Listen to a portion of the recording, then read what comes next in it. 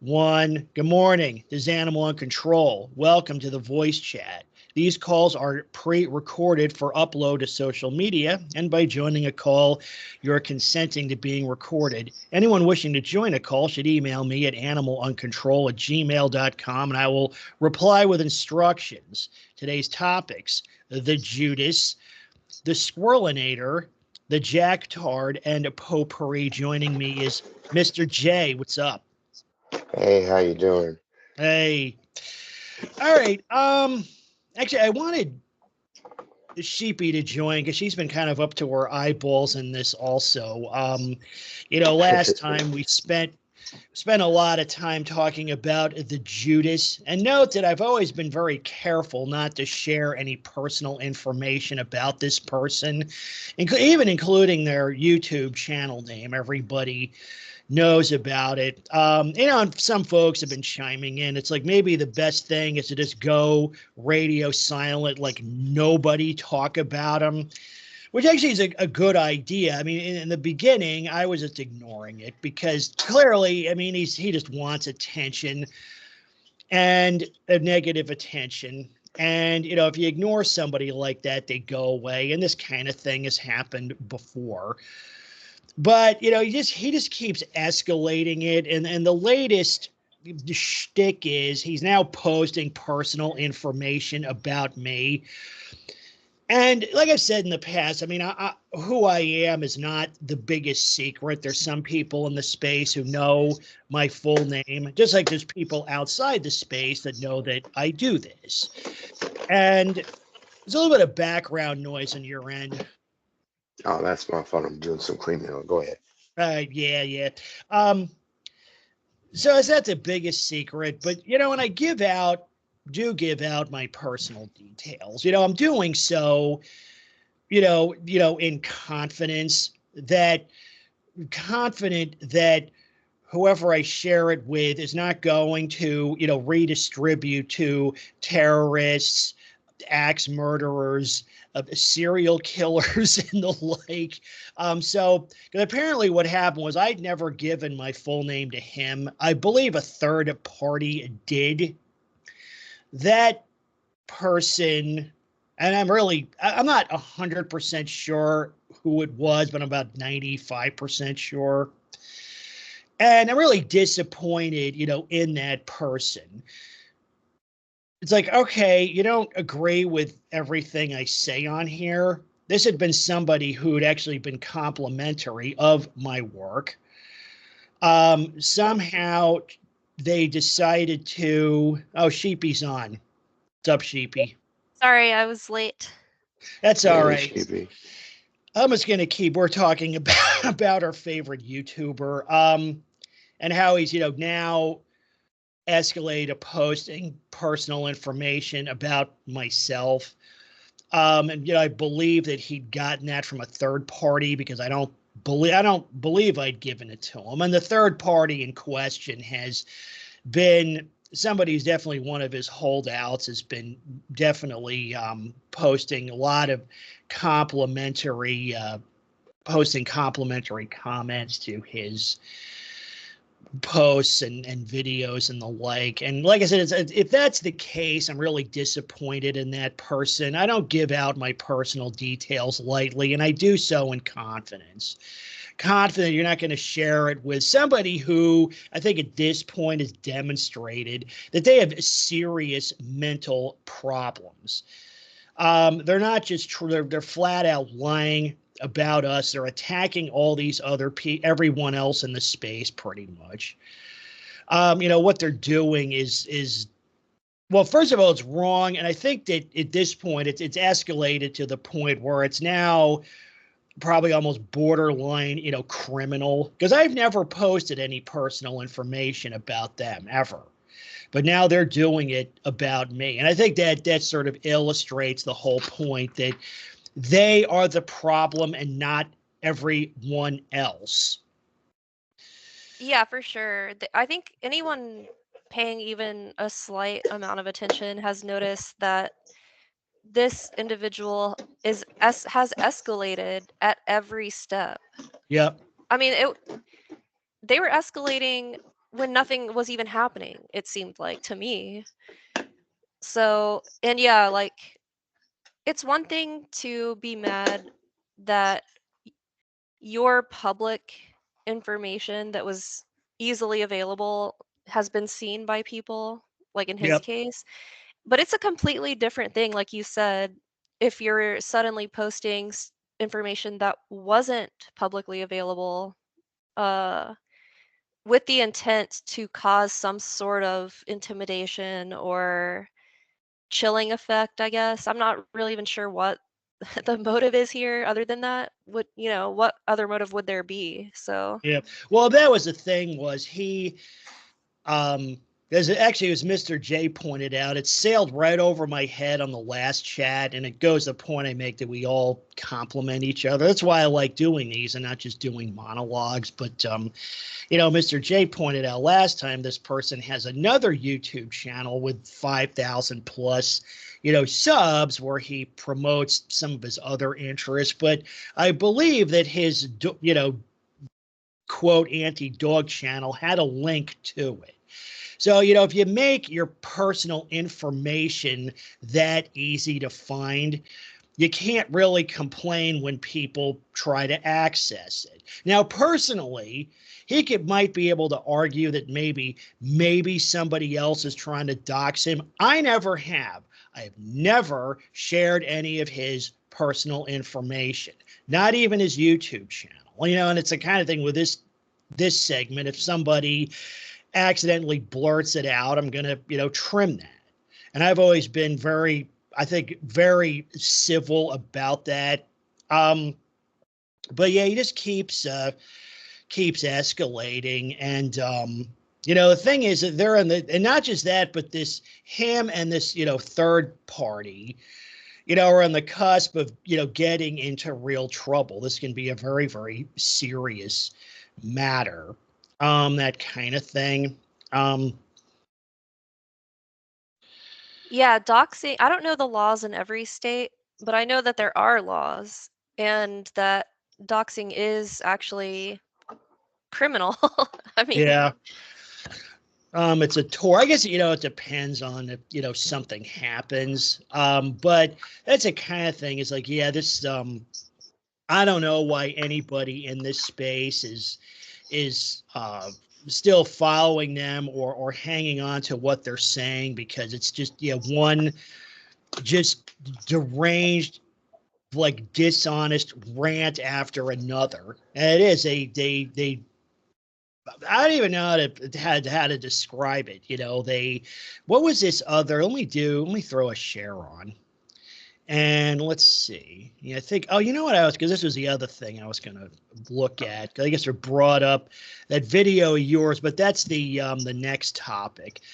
Was this jacktard person? Yeah, that was But a note that. real quick, what is the point? Is my thing. There's always got to be an end game here.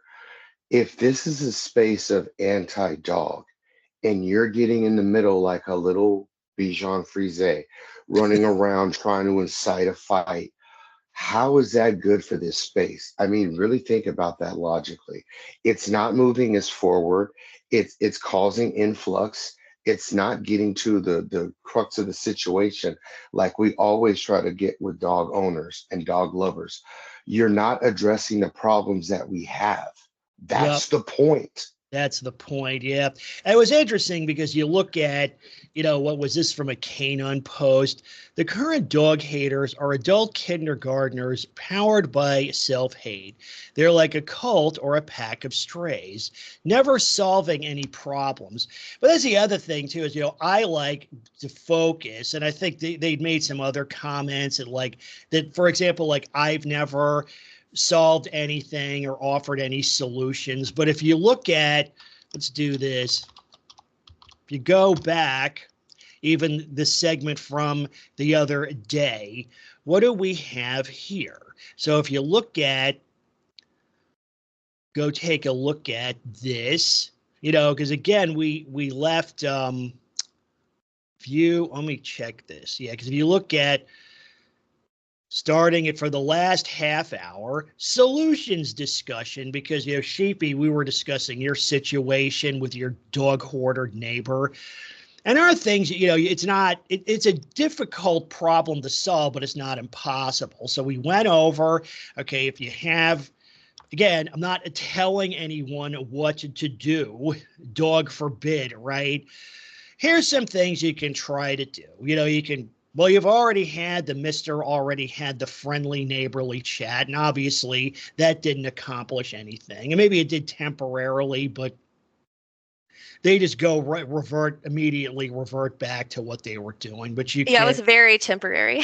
Maybe like an hour. For the rest of that night, the thing is, that's important though, because solving, like most problems are solved, it's a process. So you have to have that. You were talking about necessary fails. It's like, okay, you had the neighborly discussion, which failed, as like it almost always does. But then you go to the next level. You can, escalate into the legal system. I know you guys have contacted authorities and the like, and they really haven't been very helpful, which is also very typical. But here's other things, too, is like what they're doing.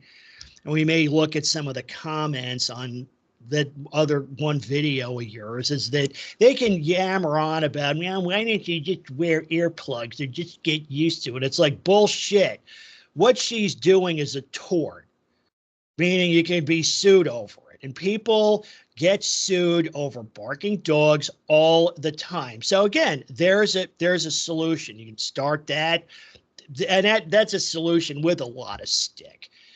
Because it's like, okay, you got a couple of choices. You can shut your dog up, or you can lose everything, probably including the dog. So what's it going to be?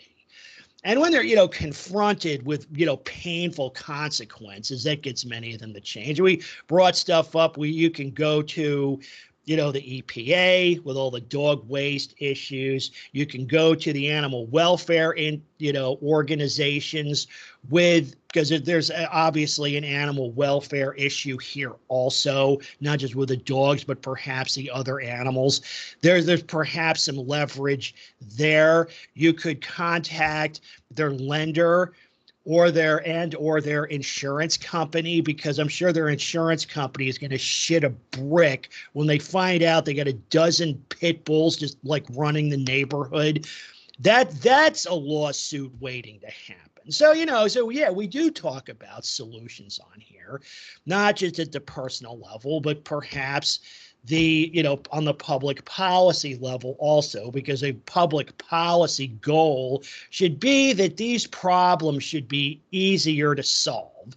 It shouldn't take these kitchen sink approaches that drag out for months. But that's the thing, is those claims are factually incorrect. We do offer solutions.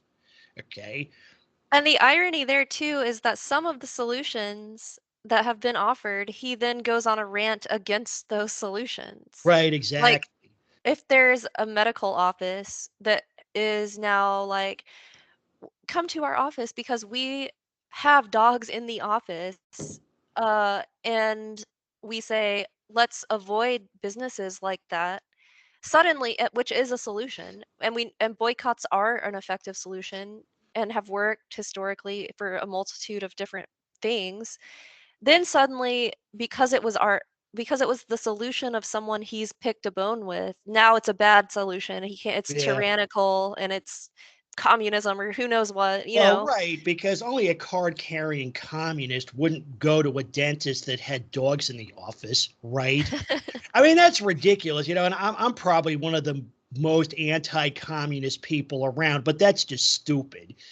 And that's one way that the market works, right? It's like, okay, if I have a choice between a dentist with dogs in the office and a dentist without dogs in the office, I'm going to, exercise my, freedom to choose in the market system to go to the one without dogs. That's my prerogative. Okay, I'm not promoting Soviet Marxism by refusing to go to any institution or organization or business that caters to dogs, unless they're forced by law to do so. It's like the whole service dog debacle makes that sometimes kind of hard to sort out, because the government does force, you know, proprietors to accommodate dogs to some extent, at least insofar as they claim it's a service dog. But yeah, like, but if they're bringing them in voluntarily, like when they don't have a statutory requirement to do so, that business should be avoided. And you know what? You're not even putting them out of business. It's like we're just using that market leverage to do better, right? It's just like buying any other product. Like, why did the Yugo fail? Because they're crap cars and everybody knew it, right? So, you know, there's nothing wrong with that. It's not communism to avoid this stuff. That's ridiculous. You know, and the thing is, the arguments are so bad. I think I made this comment in the Discord the other day. It's almost like they're using the bad arguments to discredit the good arguments. If that Yeah, exactly. Even outside the space. And now we're kind of off on a tangent going down the rabbit hole. But yeah, these claims, they're just factually incorrect. Go listen to my last video, or hell, even this one. We do discuss solutions, and often these things work. One thing I wanted to bring up too was, I don't want to look at that. Yeah, actually, you know, talk about getting attention. This is one of my blog articles. It actually wasn't written as a blog article. This was this letter I sent to the neighbor across the street a long time ago. So what I say, like, the purpose letter notify you've been broadcasting loud, unnecessary pet noises into my home, and I demand you stop doing so immediately. And then there's all this digression below that. 2 weeks later, the dogs were gone. Woohoo. Because I made the point farther down. If you don't cure this, you know, I'm going to pursue litigation. This is a very, everything else is bullshit. I'm not going to play barking dog bingo about this any longer. Okay, and that was a solution, and it actually worked. I have a segment of my blog with, you know, activism. Some of these things pay dividends, some of them don't, right? Like my draft letter about service dogs. That hasn't gone anywhere, but who knows? That may gain traction at some point. And I've gotten traction in other areas also. But yeah, this is this stuff isn't just it's not just unfair, it's factually incorrect. And it doesn't, you know, explain our worldview well at all. Like, okay, my goal, right, is I want dog owners held accountable, because right now they're not, for the most part. That's something I want to see different. Now, how does that translate into mindless hatred or to some burning loathing of the animals themselves? Like, you don't even have to hate dogs. It's like, yeah, just hold them accountable like everybody else. What's the big deal? But somehow, in the minds of these people, that indicates that, yeah, that equates to wanting to throw them all into a vat of acid. How do you get to that? I mean, talk about a false equivalence. It's ridiculous. Well, most of it is that there's the false equivalent of family. And when you're so indoctrined with the dog parasite and virus that you don't see anything else but dog, and everything about dog is human being, and you see a dog as the equivalent to a human being, well, that's where all this stuff comes from. It's a constant juxtaposing of their feelings onto a creature that will never understand anything you say to it or do for it. You know, it's like I'm going to post this bumper sticker somebody put on their car talking about a constant financial burden with a picture of a dog in the middle. Well, you already know that, but you're advertising that you're throwing your money out the window. Well, I kind of liken it to the old In Living Color skit. Loomis with money, Loomis without money. Give me your money. Make me happy. I will spend your money better than you spending it on your dog. Oh, speaking of like skits, Sheepy, you posted, well, it was part of a skit. It was a Dave Chappelle skit on the haters ball. Yeah. And actually, I found it. There was a longer video with that. That, I mean, I'm telling you, you almost gave me a heart attack. That was hysterical. But the thing about that is, it even like with my channel, even others have said, well, you know, we can be entertaining also. There's entertainment value here. Actually, yesterday, I was, thinking about like a comedy routine, and maybe I could have somebody else do like a mock interview of a dog hater. And, with all this, but I was thinking that it'd be funny because I can be entertaining. And I think, that makes this worthwhile also. At some point, I wanted to go through all the material and do like a greatest hits of, good snarks and ripostes and comebacks and all that. I think it would be really funny. It would be hysterical. But yeah, we should do a haters ball. That would be hilarious. Yeah, and a lot of it too is like I mean, people can like or dislike whatever they want, but for me, it's not.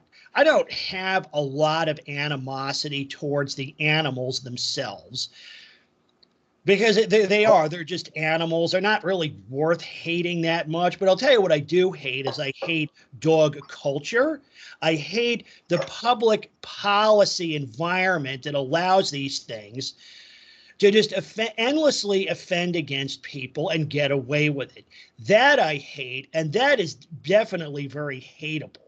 Okay, but that's something that can be changed. The animals themselves really can't be changed, but the public policy environment it's not just that, it's like the whole cultural environment and the public policy environment that protects and promotes them, that can change. That's something we can do something about. And we can call it, oops, my fault, real quick before I forget, we can call it the Dog Hate Show. Go on.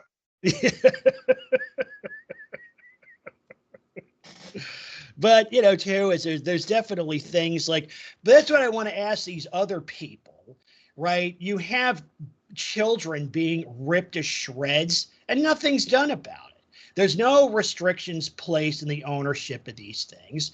Nobody goes after the owner. It's like either they blame the victims or it's just some totally unavoidable accident. Who could have seen that coming?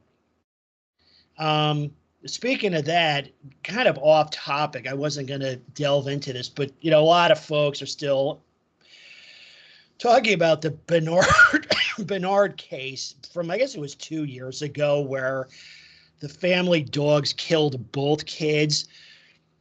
We'll talk about like sleuthing. It looks like Kirsty Bernard is pregnant again. So I'm wondering, are they going to get some pit bulls to nanny those kids or what? How are they going to manage that? And that's the other thing that comes up too, is I hate the cultural or the social norm of basically just letting all these people off the hook, right? Like if the Bernard kids had been killed with any other pet, like say if they had a pet snake, for example, boom, prison. Nobody would have a problem with it. But since they were dogs, they're like, oh, they've suffered enough. And I hate that attitude also, because again, as long as these things are legal to own at all, the owners need to be held accountable. Children in these, environments need to be protected. Not just like thrown under the bus. Oh, like who could have known that a dog that kills kids all the time would kill kids? Screw that shit. And screw letting these people off the hook. That you can hear it now. That I hate. Way more than just the animals themselves. Because you know what? If nobody wanted them, this wouldn't be an issue. Yeah, one thing that really gets to me with that, and I got this type of argument a lot in my because I've now received hundreds of comments. Well, that's going to on, be, yeah, we're gonna do a deep dive into that also. But yeah, on that Jack's Films video I made, and one thing that comes up over and over is this false comparison to cars.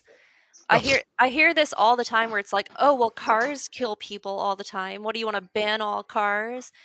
And it's like, first of all, that's such a bad analogy that it's again difficult to like respond to.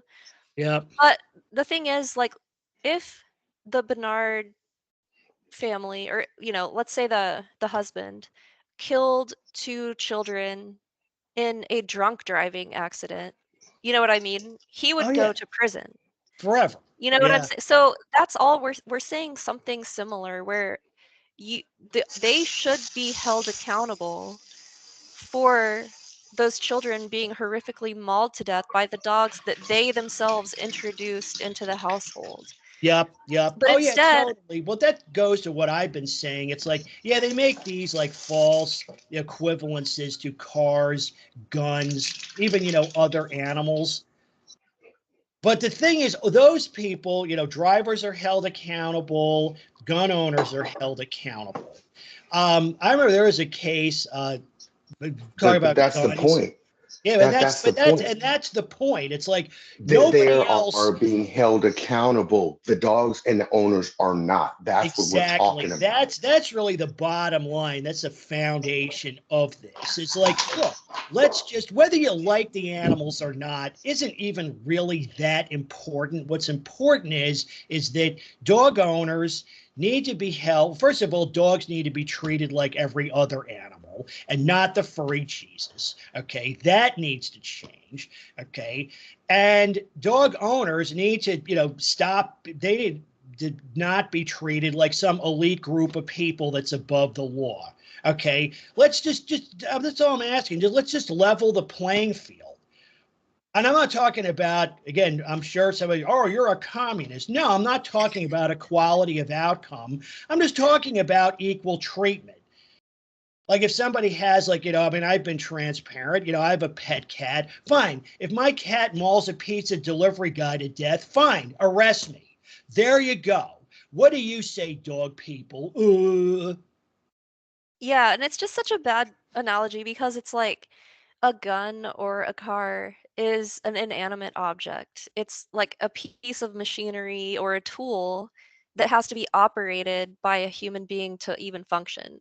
Right. Whereas a dog is a living creature with its own It's like autonomous. volition. Yes. Yep. So, it will go on its own, jump out of a car window and attack someone. Like, you know what I mean?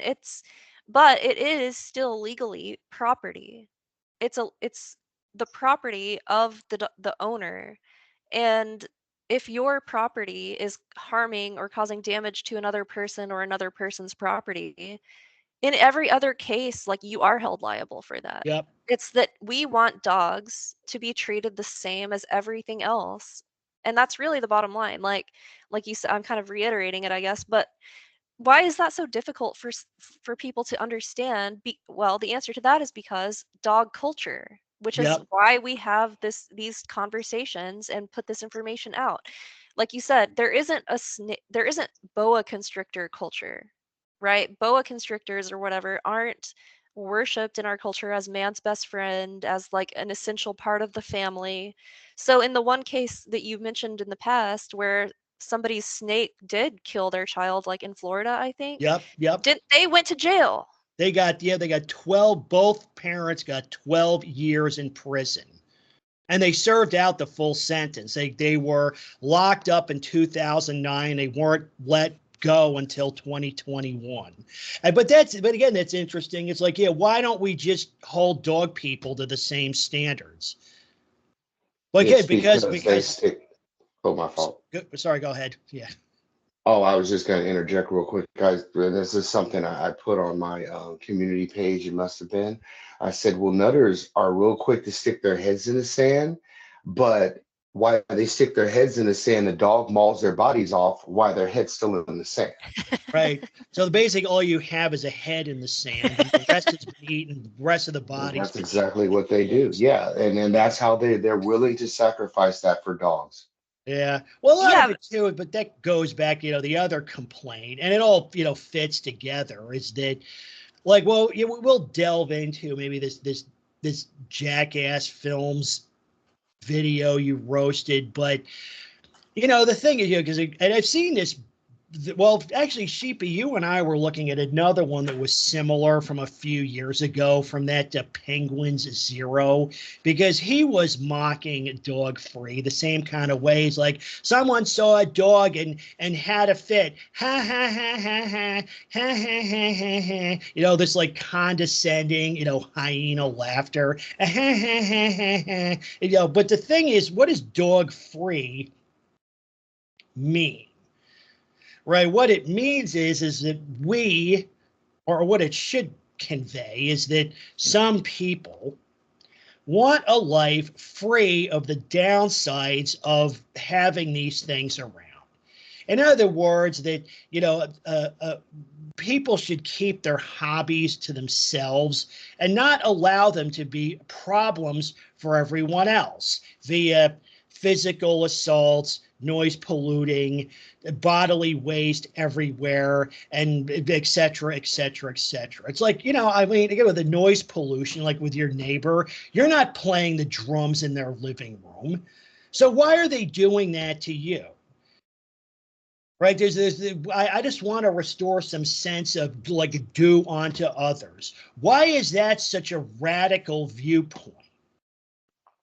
But Because it somehow shuts off in their brain. well, but they make it out like it is, right? They make it out like it is, and maybe that's a thing. Is like maybe, don't. I mean, the animals themselves are definitely hateable. I call them crap hounds, shit mutts, the stink beasts, herd burglars, right? Well, my brother back east, he summed it up very well, and I've been trying to get him on these voice calls, but he's a very busy man, and he's got a law uh, background, much like you and myself. But he doesn't want to really say anything because of his license. But what he did say, which has been very poignant, is that you've got to look at dog owners like like like drug addicts, like crackheads. They don't see anything else but the dog. No logic. And how do you get when you take the dog away from them or talk negatively about the dog? They go into a full rage, like a crack addict, like a drug addict. They act like drug addicts, much like IHD said before, but everybody's kind of walked away from that theory. They are drug addicts. The dog is their drug. They have to have it around. They have to talk about it all the time. They have to deify it all the time. They have to like it all the time. They have to see, oh, puppies, every time they see a dog. It's a reaction. It's an endorphin kick It's an of endorphin dog. hit. Yeah, yeah, yeah.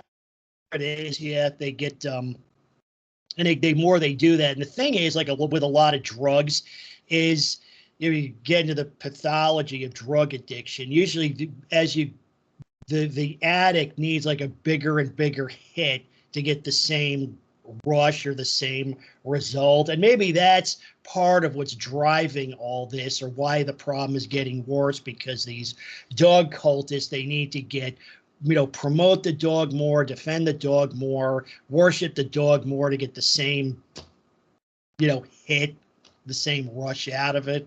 Yeah, I mean, it's very plausible, definitely. yeah, Anyway, they get yeah. And to so add to mad. that real Like, quick, and then you have, not to cut you off, and then you have the push from everybody behind you pushing you upward. Yeah. Well, they feed into each other. I think social media sort of has turbocharged this thing, because you get this big feedback loop, and they're all trying to sort of outflank each other on who, worships Rover the most. Guys, you see that quite a bit of that. yeah, there's a lot of virtue signaling, and there's like this positive feedback loop that starts happening. And one of the things that I thought was funny, I was getting so many comments that seem to be like accusing me of being like extremely worked up and pressed over all this, and like I don't think I was anywhere near as upset as they are in the comments. Like Oh yeah. I was shocked by that because I'm like, am I coming across as like enraged? Because I don't think that I do, No, and I didn't you feel know. I honestly didn't feel enraged. Like it was mostly bemused and just I don't know, but they project like they're so angry that someone is like not fawning over dogs, and they're like commenting horrible things to me and about me. Like one Oh thing yeah. that came up was like, "You hate animals," and I left like a pretty, I thought, like decent response. Like I don't hate animals. One of the things that brought me to this space, like you've said, a lot of people have very personal reasons, uh, was because I had dogs killing the animals that I hand raised from like day old chicks or like newborn lambs. You know what I mean? Like animals that I really did love and care for and just like enjoy spending time with. It made me feel relaxed to see the chickens kind of pecking around and gathering their eggs. Like those things really brought me a sense of kind of serenity. And then I had them viciously killed by other people's dogs, which was a scene out of a like it was a Yeah. nightmare to deal with, the aftermath of that. And I was like, I don't hate animals. One of the things that brought me to the space was that I love and enjoy animals, and dogs destroyed that for me. And then the response to that was, "Yes, you do. You hate animals." And I was just like, "Okay, it's like a lost Yeah. cause." Like this one, like I'm looking, you see my screen because they're in that comments Yes. section.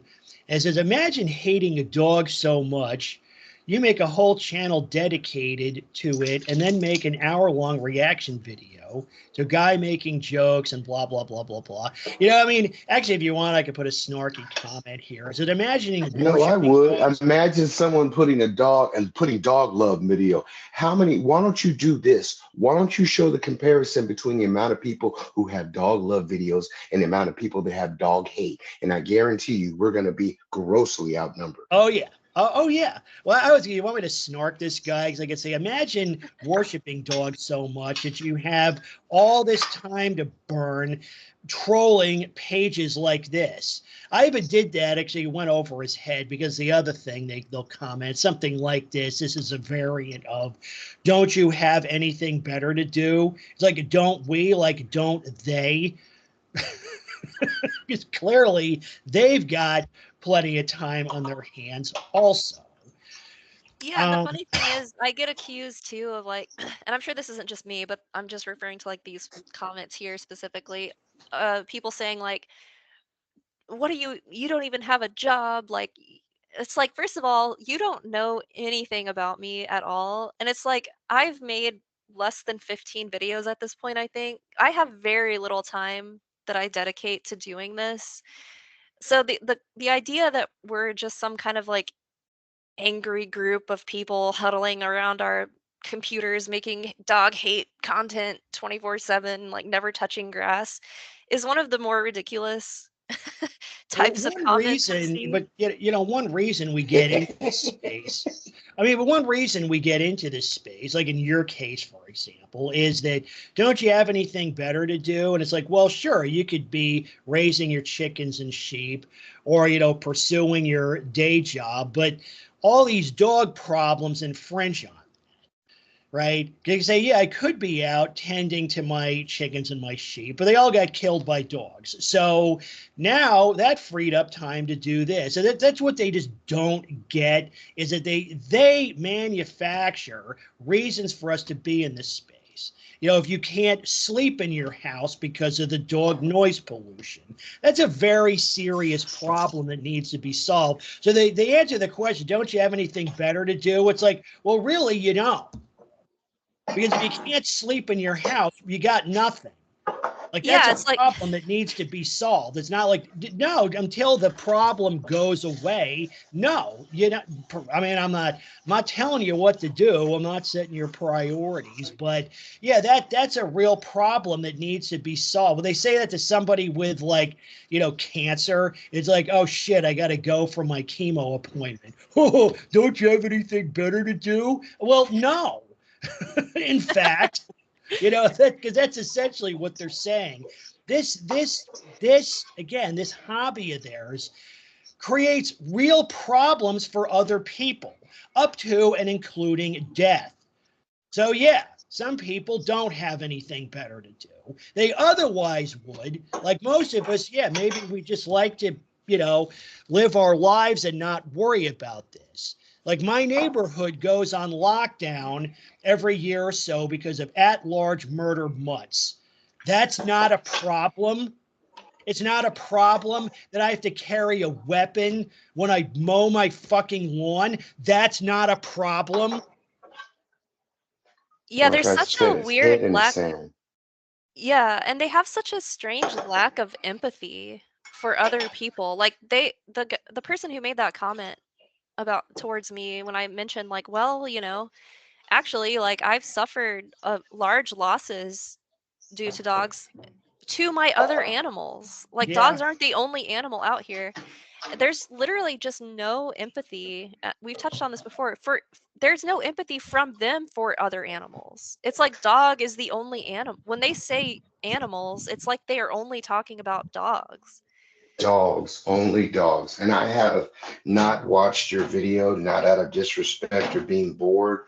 I've just been waiting for all the comments to build up so I can go in there and let loose on nutters. The main thing about it is what we have all noticed is that the thing about it is you can point these things out to nutters and they're never going to do the research. See, that's the point.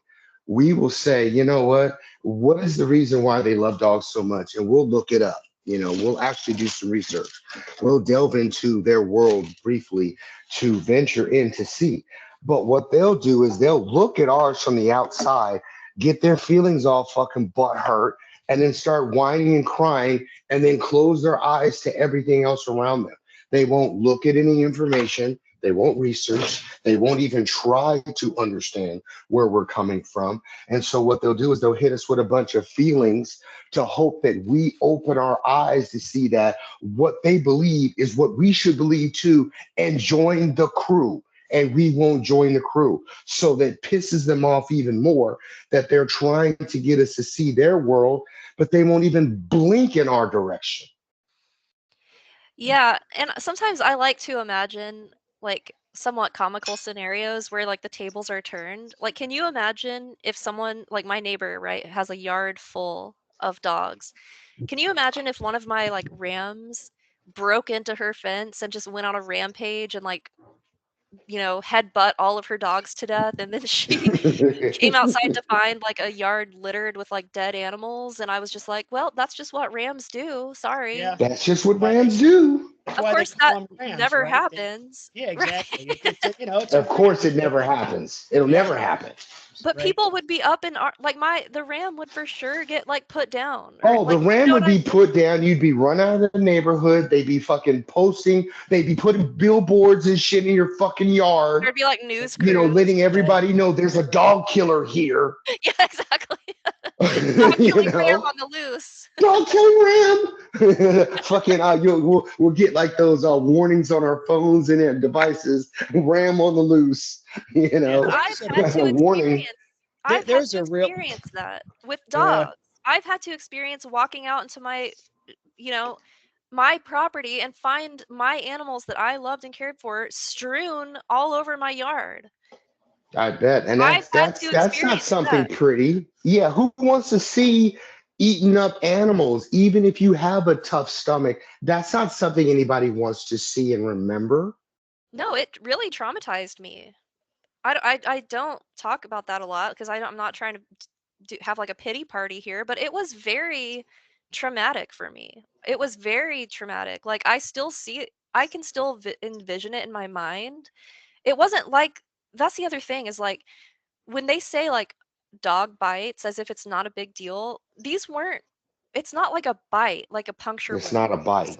These No, it's not. It's not a simple scrape of the skin. No, they had their heads almost removed from their bodies. It was like a Mm. scene from a horror film. It was so horrific. I was crying, I was hysterical. Like, I can talk about it now calmly, but like at the time it was literally like a scene from a horror film. And even the surviving sheep, one of them, the dog was in the process of tearing its face off, and so it had this huge flap of skin hanging off its Oh my face. God. It couldn't be stitched back on because it would get You had to infected. put it down. Yeah. No, luckily I didn't, but I had to cut the skin Oh. off of its face. It had this open wound. Oh. So I had to give all of them because they all had bite wounds. The ones that didn't die were still injured. And you know how a dog's mouth is disgusting. They could have died of infection, which would be almost maybe even more horrible, slow death. So I was out there twice a day having to give them injections of antibiotics, put wound coat on their open wounds, spray her face with wound coat until it healed. Like, it was not just like, it didn't just end with burying the dead sheep. It went on, and it was an extra expense for me to buy those antibiotics and syringes, and it was, it was a Oh, and whole ordeal. don't forget the constant barking. I bet you were being harassed the whole time by those wonderful dogs. Wanted to come over there and finish the Well, and job. the point too is they could say, well, I'm sure many of these people would argue, well, that's in the past. It's like, no, it isn't, because the problem, again, the real problem wasn't solved. Everybody just kind of throws up their hands and say, well, they're just dogs being dogs. It wasn't like, okay, we're going to ban bully breeds and probably all these other murder mutts in a way that's actually effective, okay? And we're going to hold dog owners accountable. I think the dog owners should go to jail for that. Because Right, or again, at least they be lock fined. people up. Because like if you shoot a dog, you go to jail for animal cruelty. But if they turn their dogs loose on your land to kill your animals, it's like, oh well, what are you gonna do? Well, yeah, we should start, you know what, particularly could talk about how the public policy playing field is so it's not just tilted in their advantage. It's like a vertical wall with them at the top and everything else at the bottom. And it's like, okay, you want to throw people in prison for shooting dogs, for animal cruelty. These dog owners we need to apply that to them. You know what? I'm thinking, you know what? Yeah, okay, the life of a domestic animal isn't worth that of a human. But, talking about animal cruelty, it's like, okay, killed 10 sheep. It's like, okay, 5 years in prison, 6 months for each. Does that sound reasonable to everybody? That'll shut these motherfuckers down. And you watch, I'm getting, because again, I loathe and despise the cultural and public policy environment that allows these problems to continue, not just continue, but get worse. And you could say, okay, that happened, but maybe some new laws were passed. We got better enforcement. It's less of an issue. You could say, okay, maybe we could move on, but ain't nobody moving on from shit until this environment changes. And yeah, you know Well, Yeah. it what? hasn't. It It hasn't. hasn't. It hasn't. It hasn't. Because real quick, think about this, and I just thought about this while you were talking. What about dog catchers that are now animal uncontrol? What about all these fucking dogs that are running around the neighborhood attacking people? Why aren't they being roped up? Oh, it's because we're overrunning with dogs. Okay, well then you need to start doing something, because you keep creating your own problems and expecting us to make you fix them. Yeah. So you're running out of room for dogs because you have no kill shelters, but you don't Yep. want to go pick up stray dogs because you have full no fill shelters full. Okay, dude, get rid of them.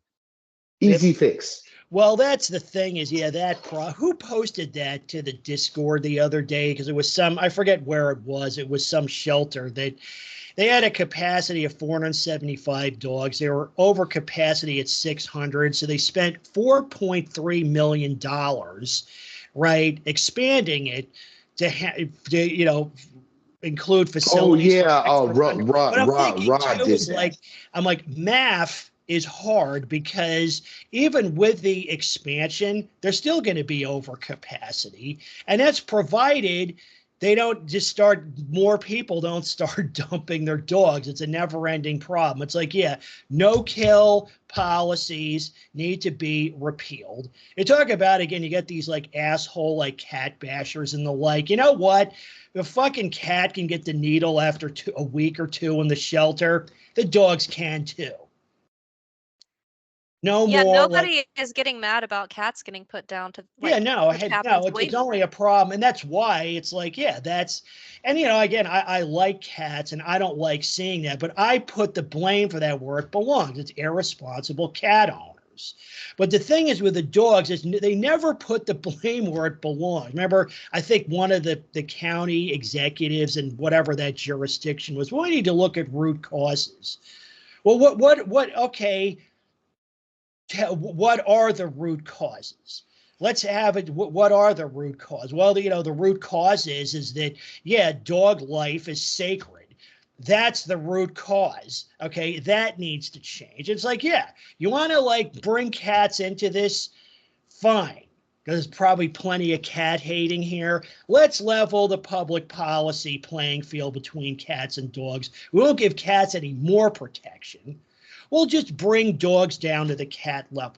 What does that mean? Well, that means that every dog in the shelter gets a needle after whatever a cat. Oh, you all right there, bud? Hey, could you go on mute? I dropped my earpiece. My fault. That's okay.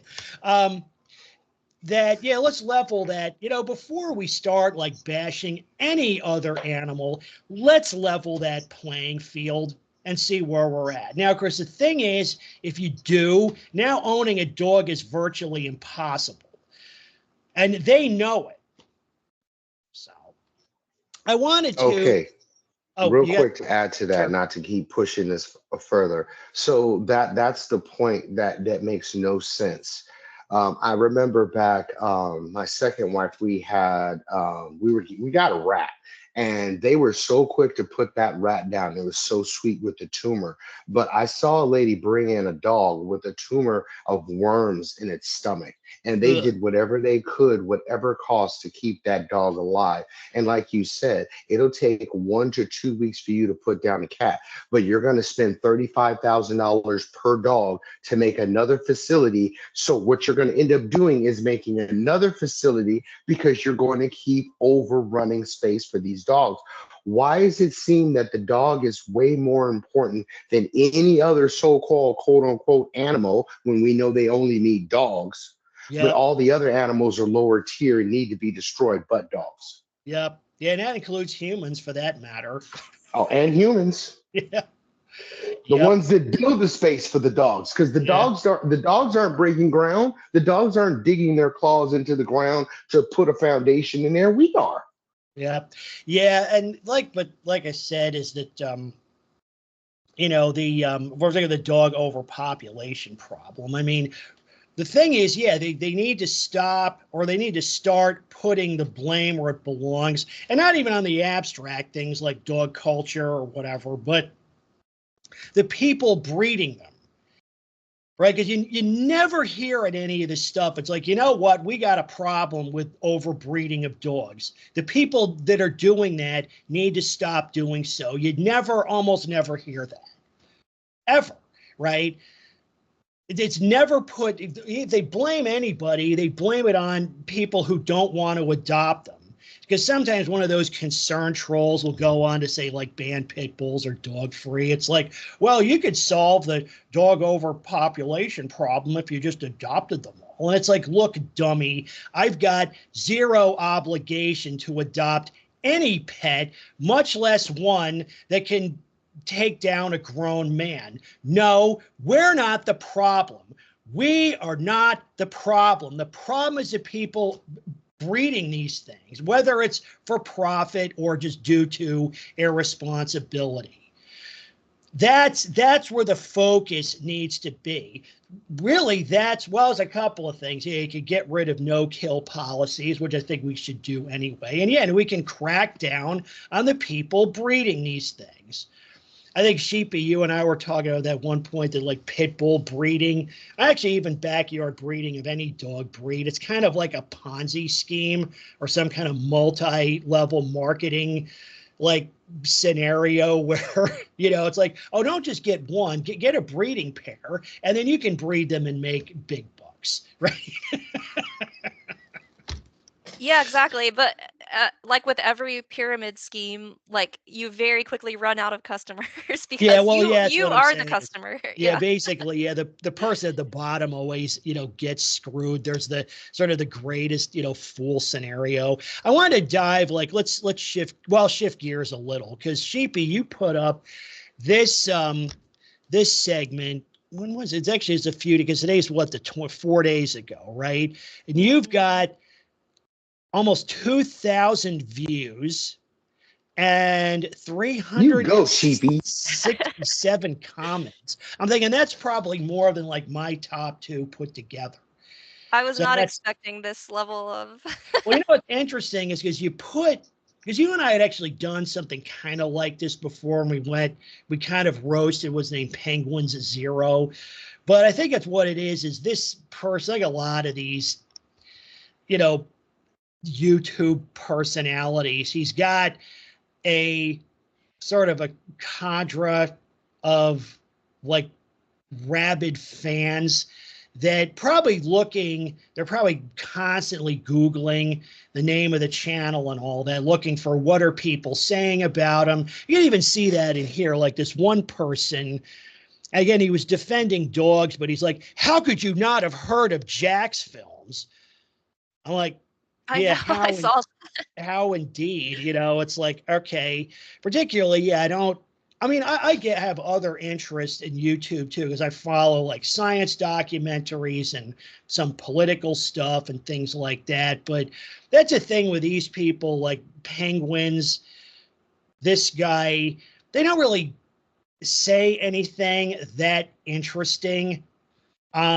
I guess some people are saying it's a tech channel because maybe sometimes he reviews, latest, Android phones or whatever. But then people are saying, well, it's not a tech channel. And it seems like it's just another one of these kind of fluff creators that produces content for the left half of the IQ bell curve. And that's sort of expressed here when he was roasting Dog Free. He's like, oh, somebody doesn't like dogs. Ha, ha, ha, ha, ha, ha, ha. The really condescending hyena laughter. Actually, Sony had made a really good comment.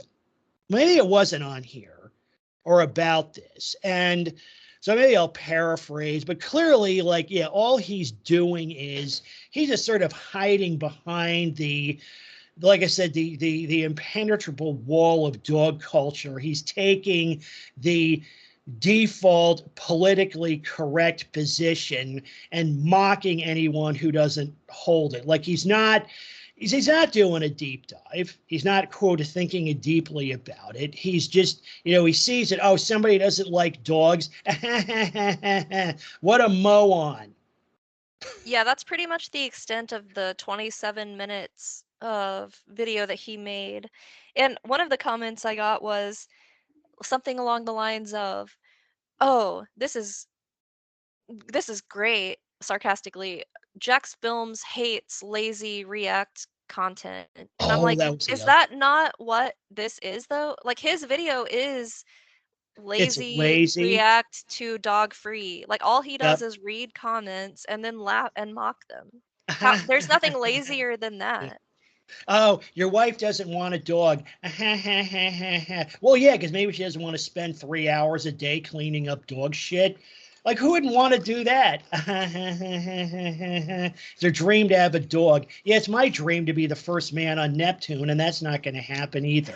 So, yeah, there's like zero thought process here. You're right. It's just a lazy react video. But there's another aspect of this I want to talk about, because when you bring this guy up, apparently he's talk about like YouTubers in the same space, sort of like, attacking each other.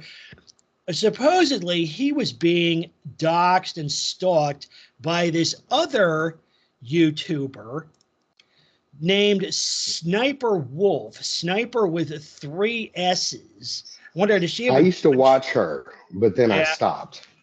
Yeah, but talk about, because, yeah, he was, I guess, mocking her because, yeah, like Sheepie said, saying that she just produces these lazy react videos. And I didn't really get into too much of her stuff. My impression is, okay, you search YouTube, you find a video of somebody, I don't know, dumping a bucket of maple syrup over their head. And she'll look at they like, oh my God. And that's like the content of the video. It's like really, yeah, like you said, really lazy react video. It's just basically what he produces. It's probably just projection on his part.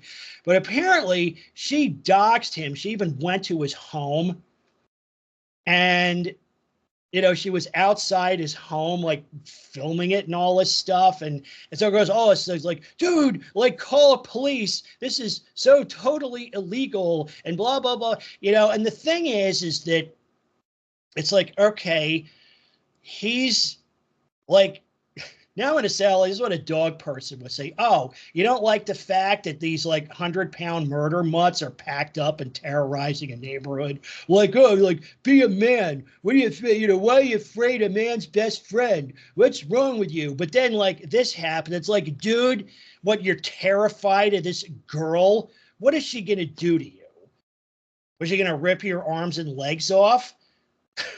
Like, I mean, yeah, she shouldn't be doing that, but this whole drama like exploded over that. It's like, as you look at her too, she's attractive. It's like, okay, she's stalking you, and you're what, afraid for your life or some shit. But then he does this dog video, and people have like really, solid concerns about dog attacks, given they happen all the time.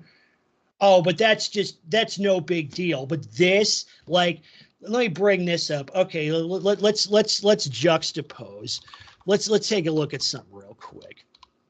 Like, I always like bringing up Hulk the pit bull because he's my favorite muse. It's like, okay, like, this is nothing to worry about. So you have a bunch of these. So here I'm circling on the right-hand side. This is nothing to worry about, right? Like, if you're concerned about this at all, you're just get a life, grow up, find something better to do with your time, blah, blah, blah, blah, blah. But then it's like, okay, then oh yeah, but like this, like, she's some kind of mortal threat. Like, how do you square that circle? Yeah, I don't. So basically, what I'm getting, and I wasn't aware of any of this. Like I said this, I don't know who Jax Films is. He came across my like recommendations for the dog free video. I was unaware of the Sniper Wolf brouhaha with him. I didn't know any of this, right? So what I'm getting from what little I know is that, yeah, when he's personally affected by something, suddenly it's a big deal. Yep. But us being personally affected by, like you said, a 175-pound murder mutt next door, oh, that's just something to like laugh about and mock. Uh-huh. Oh yeah, you got a backyard full of dead livestock. Now, Yeah, but pardon me you have while some pretty YouTuber outside your house. Yeah, Oh my God, call the FBI. Yeah, quick, yeah, call the National Guard. Where's my shotgun? Like, and you never know. It's like, it's possible. Maybe, I mean, you arm somebody. If she's got a Glock, she would be pretty dangerous. But well, it just shows their lack of empathy. Like it's never a problem. Nothing's a problem until it's a problem for them, and then it's a problem. One thing I notice is that when you try to explain something to somebody, you want them to feel what you're going through. So that way they can sympathize and empathize with the situation so you can come to a conclusion. All right. Yep. Dog culture and anti-dog culture, we're never going to get on that playing field because there's nothing that we could give to them that they could understand what we're going through when we're dealing with their dogs or dog culture and vice versa. So let's just say, for instance, people bringing dogs in the store. I don't see a problem with bringing dogs in the store. I think it's great. Well, there's a problem with bringing a dog in the store because there's children that could be attacked, but mostly there's ready to eat foods. And me being a chef, I know what those are. And let me explain them to you. They're apples, something that you can easily put in your mouth without having to cook, prepare, or clean.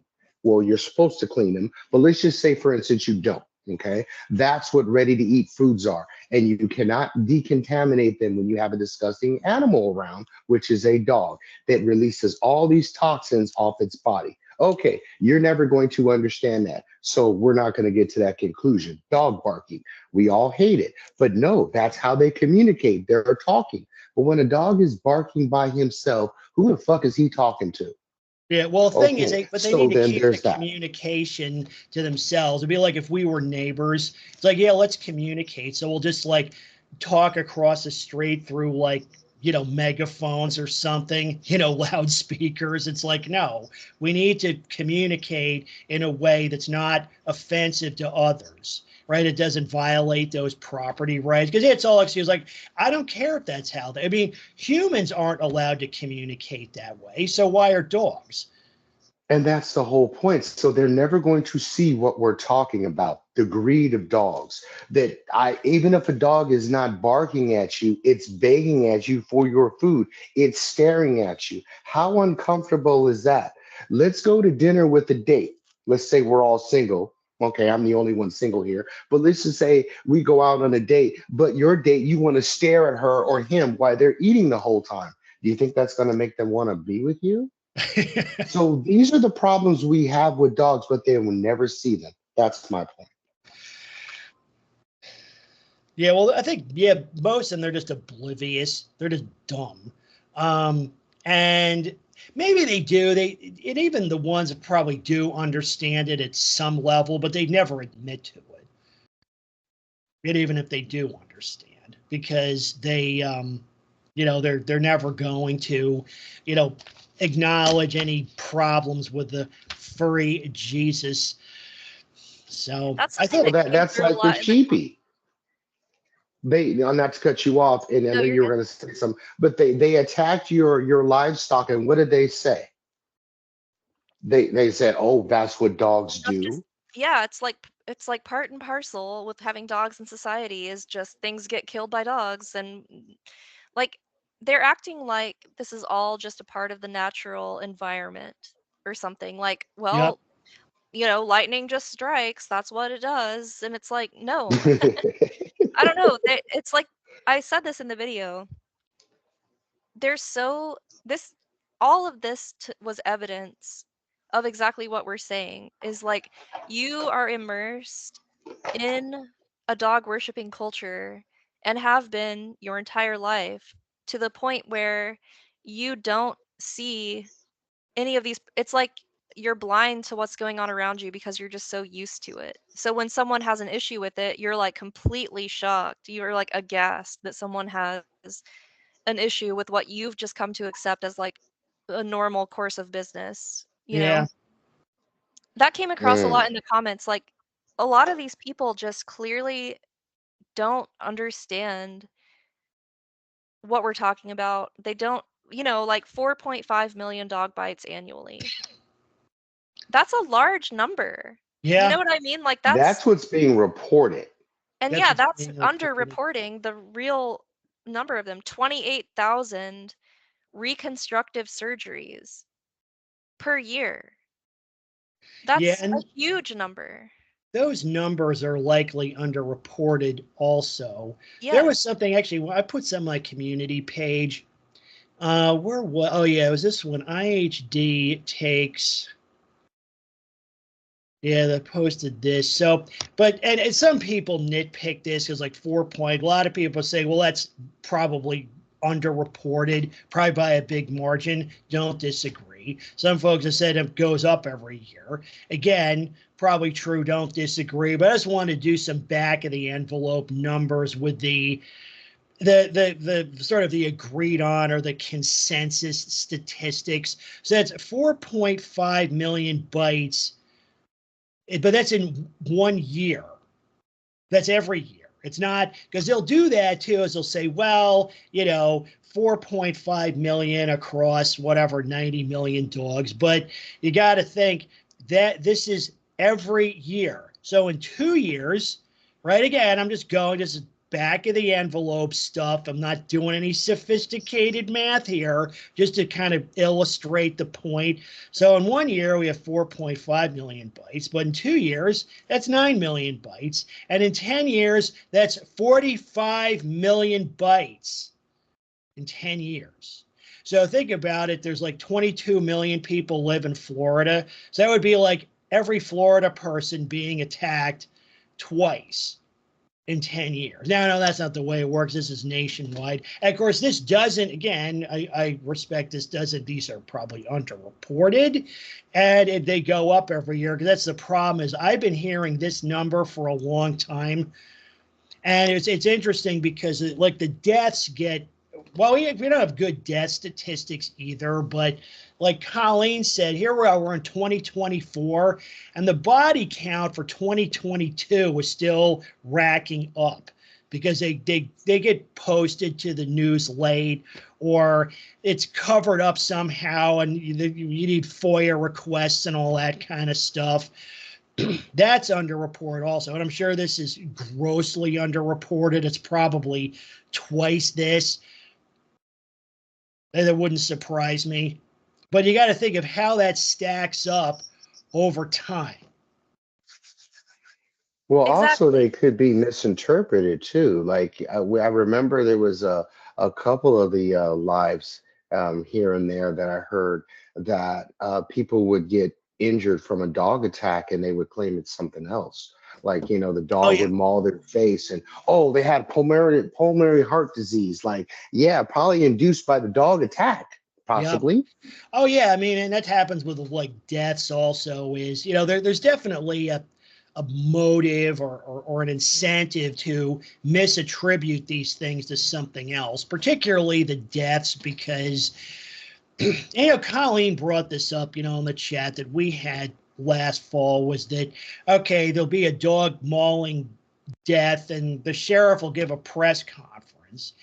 But meanwhile, he's being attacked by, the dog nutters show up to the public meeting and start attacking him, right? They attack the, credentials of the medical examiners. You don't know what you're doing. That couldn't have been, because that's the other thing too, is they refuse, given that dogs are sacred animals, they refuse to acknowledge that all this is really only explainable two ways, right? Either it's made up, like it didn't happen at all, or two, the victim deserved it. And you see that, Sheepie, in your posting, there's a lot of that. Dogs only attack when provoked, right? So like that's the setup for victim blaming. So either it didn't happen or whoever was attacked got what they deserved. They got what they had coming to them, period. So that's the thing, is they don't care about these numbers because that's their worldview. That's how they're going to interpret this. It's a variant, I call it complementary mutt theory. So, if a dog does like, pull a baby out of a stroller and rip it to pieces, well, the kid was a reincarnation of Hitler. Look, Rover saved us from World War III. It's like, what could be wrong? I mean, that's how that's going to be interpreted in their mind. Yeah, that's an infuriatingly common trope, and there were several comments implying that. And Jack's film's original video, himself victim blames one of the comments he's reading. in which a woman says that she doesn't like dogs. She didn't want a dog. Her husband brought one home anyway, which we see happening all the time. And that dog he brought home started attacking her and their young children until he finally was forced to get rid of the dog because it was a danger to his Yep. family. And Jack's film's reaction to that was, again, hyena laugh. Well, I wonder why the dog was attacking you, because you didn't like the dog and it could sense that. And it's like, Yeah. The talk dogs about victim blaming. I well, mean, that's part of the, dogs they can read minds. They're supernatural animals, right? They know your intent. But even too, as if dogs are so great, it's like, who cares if somebody doesn't like you, as long as they're not, trying to actualize that via some sort of bad treatment. Who cares, right? right, but that's the thing. Like, okay, you don't like Sniper Wolf. So does that mean it's her fault if you attack her? That's Yeah, not how this works. yeah, You don't get to just there's people I don't like and people who don't like me. But they can't attack me. Like, that's not the way you handle it. But right. but if a dog doesn't like you or senses that you don't like it, it's justified in attacking you. It's just these weird, like, dogs, again, like I said on the video, it's like dogs can do no wrong, and that's the Yep. problem that Well, it's one of the that 10 we're facing. commandments. Remember the 10 commandments? They're all perfect. And pretty much everything everything else flows out of that. It's like, well, that's the thing. They talk about provocation or people not liking dogs. That really, in my opinion, that, like, so what? Like, that doesn't matter. It's like, I mean, you can't say, like, why'd you kill that person? Well, I didn't, he didn't like me. It's like, oh, okay, fine. No, that's not the way it works. We don't give people that amount of flexibility, and we don't give it to animals either. But then they'll try to hide behind the fact, well, it is just an animal. It doesn't know any better. But again, I say, so what? That just means they're too dangerous to have around. Exactly. People were trying to make that point, like, it's a good point, like, well, the dog doesn't understand human etiquette. Well, all the more reason to not have them around then. Like, that's Right, not a reason to keep exactly. them And then you around. get crickets when you say that. Oh, Yeah. well, no. Yeah, that's the point. Get rid of the dog. Yeah. That's what you Well, gotta that's Right. do. thing is, it's like they make these excuses, but they're empty. They don't. I mean, maybe you could argue maybe that's the reason, because I guess there's probably always some kind of reason. Like, you can, explain what Ted Bundy did or what Hitler did, but it doesn't make it okay. And now again, with, the dog's case, say, well, they're not all that sentient or whatever. Yeah, they don't understand the implications of their action. But again, so what? Doesn't matter. And, that kind of flexibility is not granted to any other animal, particularly because, what's interesting about these dog attacks, it's like, again, they point at, other animals and the like, is that the kind of primary aggression you see exhibited by dogs is pretty much limited to dogs. Like, when I was a hike leader, and a lot of times, people would have fear of wildlife, say bears. And it was kind of funny because, like, down here in Florida, you know how many, like, fatal bear attacks have occurred in Florida in 500 years of recorded history? Zero. I mean, there's maybe 3 or 4 a year in the greater United States. Zero in 500 years. Zero. Big fat goose egg. Now, It's something as big as a Yugo. yeah, it's It actually doesn't bother humans. animal the size of a car. And most of the time, when I study, look into those things, it's like when somebody is mauled by a bear, say, virtually every time it's because somebody was breaking the law, right, doing something illegal, or at least not following forest best practices. Because I would, tell my hikers, I said, if you encounter wildlife, and you will, is just give it a wide berth. I said, if you leave it alone, it'll leave you alone. I mean, 99.99999% of the time, not always.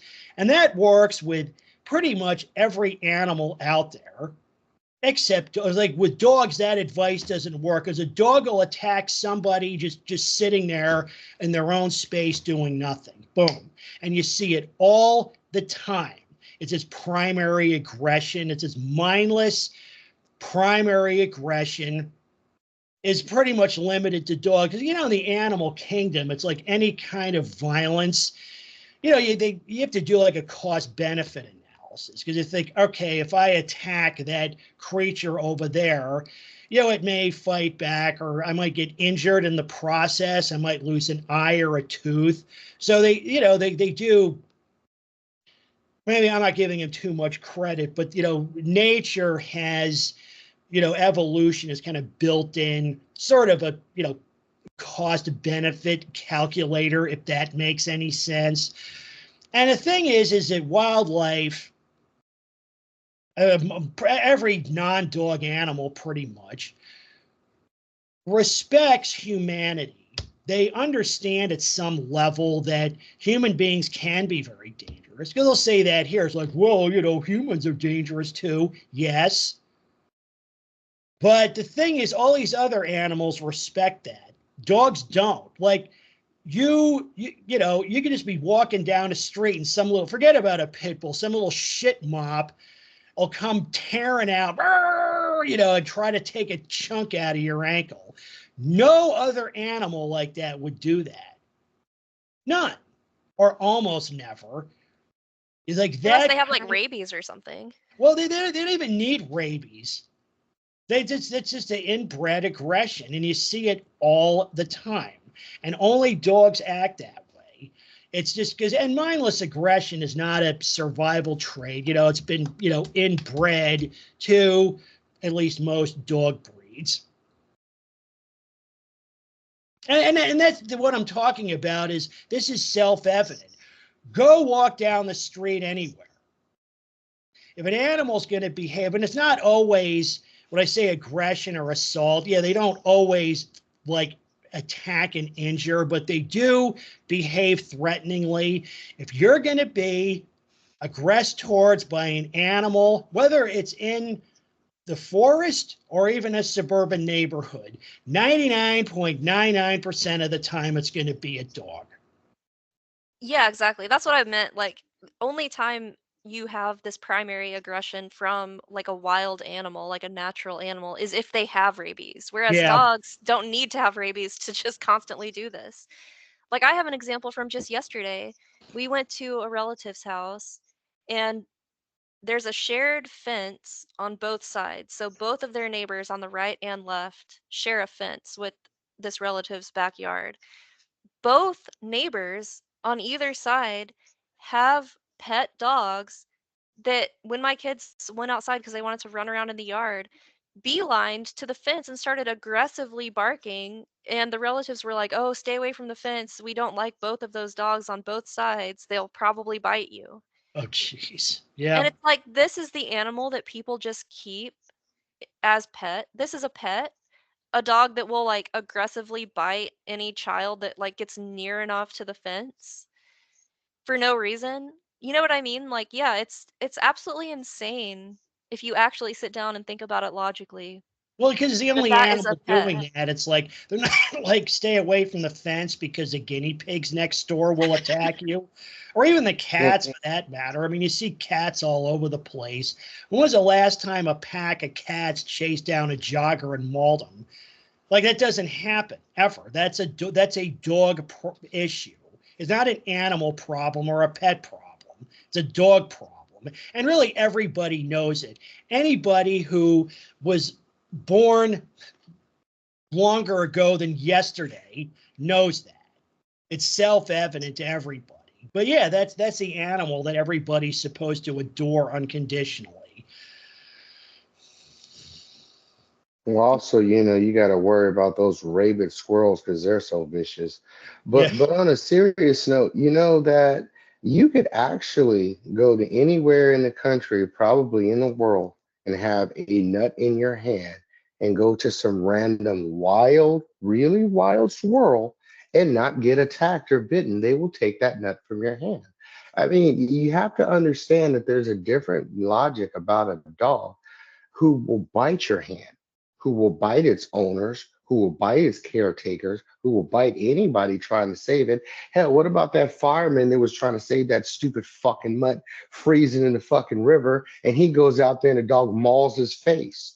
So it's like, and then the other guy goes to get him, he bites his hand all up. It's like, let the thing drown. It's Yeah. like, I don't understand. There's no heroism in that. You're Yeah. not going Well, to go even, to when heaven extra people, fast for you saving it. mentioned like, feet. Well, that's the thing is when you talk about like the tiny handful of, wildlife, say tearing up a person, relates to something like that, because they like, say with a bear attack, they'll like try to feed the bear, but that's illegal, right? You're feeding wildlife is basically illegal everywhere. Mhm. Even though in a lot of cases, well, I mean, a dog will bite you whether you're feeding it or not. It doesn't care. It just attacks. But sometimes say like with bear attacks, like sometimes some clown, they'll do this and they'll try to post it to social media. They'll rub peanut butter all over their face and then have a bear lick it off. Like, bad idea. But that's the kind of thing. It's like, that's what I say. Leave them alone and you won't have a problem. But if you pull a stunt like that, I'm not saying you're definitely going to get injured, but you're way more likely to. Actually, I did want to talk about that squirrel, because I know that this squirrel in New York. I want to talk about that a bit. If we want to move on from this thing, but Yeah, let's shift gears. I actually don't know much about this squirrel thing, so I'm interested to hear about it. yeah, there was I know actually Well, Joe posted a link to a video on his channel where a woman gave a pretty decent synopsis of it. I was trying to find news sources that aren't propaganda. Like, how hard it is to get real news. Everything is like skewed one way or the other. But here's the story as I understand it. There was a couple, a man and a woman, lived in upstate New York in a rural area, and they had an animal sanctuary. Actually, they had a bunch of like rescue horses apparently. And they also had, among other things, they had a pet squirrel and a pet raccoon. Peanut was the name of the pet squirrel. They'd had the squirrel as an indoor pet for several years, I think 7. Don't quote me on it. But the and the what they'd had was they'd had a several social media sites where they would promote this. Now, turns out that pet squirrels are, I mean, they're not banned in New York, but there's some permitting requirements. Because in most places, even where pet squirrels are legal, it's not legal, again, pursuant to wildlife laws, just like I was just talking about. Pretty much everywhere, it's illegal to capture wildlife and make a pet out of it. So it's kind of where, like in Florida, like pet squirrels are legal, but you can't just take a squirrel out of the wild and make it a pet, which I guess is kind of confusing. But so anyway, so they had this pet squirrel, this pet raccoon. They didn't have it properly permitted. So they basically got what seems to be amounted to a SWAT raid. 12 agents from various agencies. One was, I think, this Department of Environmental Conservation sort of led the raid. The couple was detained for about 5 hours while the house was searched. And both animals, the squirrel and the raccoon, were both taken away and euthanized. Apparently, the squirrel bit this one of these deck agents when they were trying to, impound the animal. And of course, you could argue if they hadn't done that, the squirrel wouldn't have bit them. Now, the one problem with pet squirrels or squirrels in general, is that there's no as far as I could tell, I did a lot of due diligence on this, and you get conflicting information. There's no approved rabies vax for squirrels, right? Not unlike, say, cats and dogs and other animals even, or humans. So, the squirrel had not been vaccinated. I guess a raccoon hadn't either. So what happened was, both animals were impounded. They were euthanized. They had their heads cut off so the brain could be tested for rabies, because the only way, because again, people say, oh, why did they just give a blood test? Because a blood test for rabies doesn't show anything. The only surefire way to do it is with a brain biopsy. You have to take part of the brain tissue and test that, because that's what the virus gets into. It gets, it attacks the brain. So I think both animals were negative. Now, a lot of people have made the point, and this is why this is, sorry, need some water. Why this is interesting to me is a lot of people have been saying, and it's a point worth making, is look, they had a pet squirrel and perhaps other animals without the proper permitting. And the law's the law, right?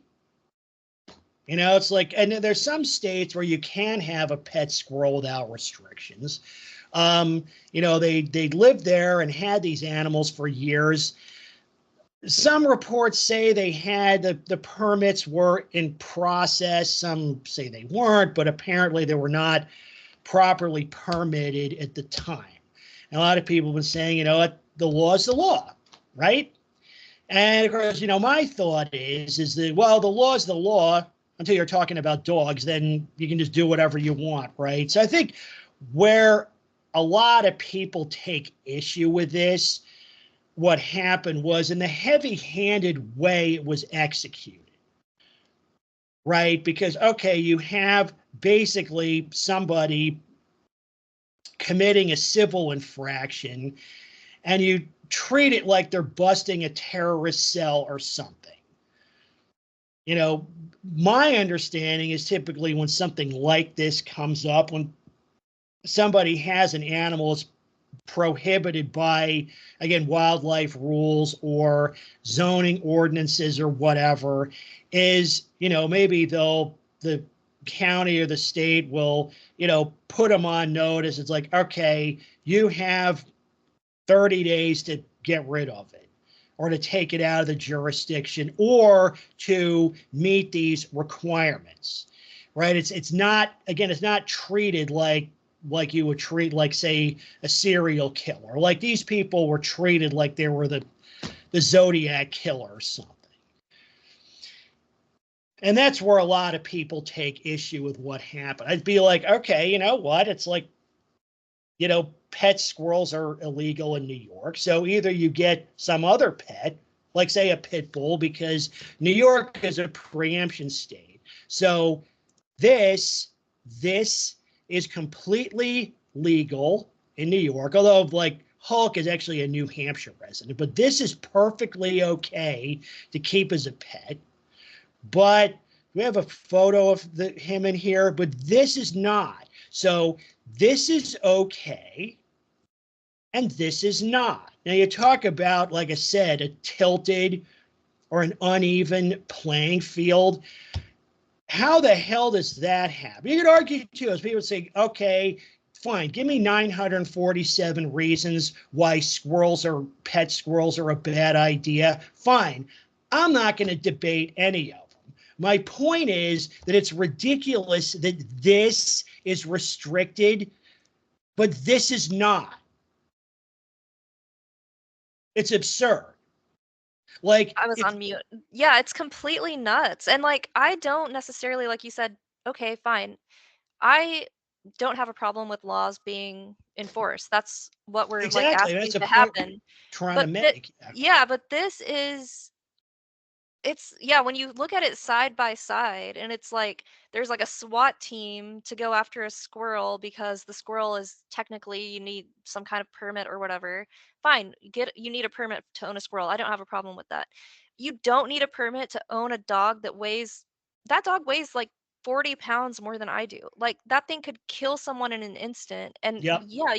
there's not even a permit needed for that. Yeah. You Yeah. can own No, you can own because 5 of them. because one you can round up with an acorn, and the other one you can round up with a toddler. Yeah. I mean, Which come is in the on. picture. That's the other thing too. And the squirrel, and this guy, you can see he was doing some weird stuff. Like he had an OnlyFans page with a squirrel, which was kind of creepy. What? Like, Yeah. it was. There's some like really weird stuff going on here. But the thing that gets me too is like for example, this dog, like this was, it was a technical violation, right? Basically, it was a paperwork error, right? I mean, there's no victim here. Some people might argue that the squirrel was the victim, but according to the stories, I guess they brought the squirrel in. It was an injured orphan squirrel, and they tried to release it to the wild, but it just kept coming back or whatever. And again, we're not saying the law should. I'm as a first, and the laws should be enforced. But it's interesting. You've got laws against this that are, enforced to the letter, in a very heavy-handed way. But even in places like, say, this is some place, like if we're back looking at Hulk, where pit bulls are banned, they're not going to do that. Authorities, they're not going to, they wouldn't SWAT these people. They just tell all the neighbors that are like, if an illegal pit bull goes into your yard and attacks you, they're going to say, look, first of all, the dog is a lab mix, right? They're going to play the breed ID game. It's not a real pit bull. Yeah, it's not a real pit bull. Plus, you deserve what happened because you're a bad person and Rover could see the badness in you. So you can see there's two vastly different ways these two animal control issues are approached. That's the point I want to make. Well, can you do that here? It's like, doesn't this look like a guinea pig to you? But here's the other thing. Kind of, yeah. It's kind I'm of pretty cute. sure. Yeah, I'm pretty sure that people have been complaining about dog barking and all that other stuff, and they're not doing anything about that. Yeah. And although, it is kind of cringe that has an OnlyFans with the squirrel. I mean, I still don't want to wrap my head around that fully, but cringe ill. But the other fact of it is, like you said, don't have a one-way street. Don't say we got to go to the full nines on this. But that clearly, dude, that picture's not real. Could you blow that picture up? I mean, I just.